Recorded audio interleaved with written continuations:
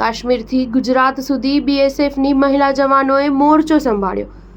Operation સિંદૂર નારી શક્તિનું પ્રતીક. પીએમ મોદી.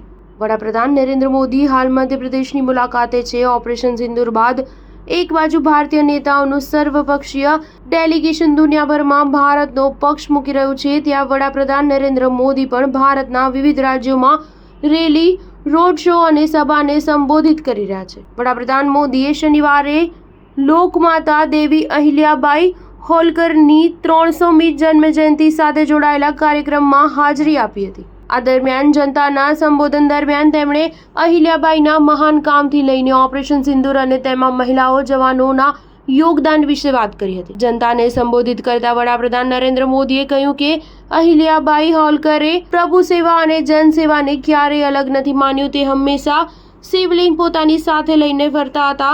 પડકારભર્યા સમયે એક રાજ્યનું નેતૃત્વ કાંટાના તાજ પહેરવા જેવું કામ હતું, પરંતુ લોકમાતાએ તે કર્યું અને પોતાના રાજ્યને નવી દિશા આપી. તેમણે ગરીબમાં ગરીબ વ્યક્તિને સમર્થન બનાવવાનું કામ કર્યું હતું. સંબોધનમાં વડાપ્રધાન મોદીએ ઓપરેશન સિંદૂર વિશે વાત કરતા કહ્યું કે આતંકીઓએ નારી શક્તિને પડકાર ફેંક્યો હતો અને આ પડકાર તેમના અને તેમના આકાઓ માટે કાળ બની ગયો. આપણી સેનાએ દુશ્મનના ઘરમાં સેંકડો કિલોમીટર દૂર આતંકી ઠેકાણાને તબાહ કર્યા.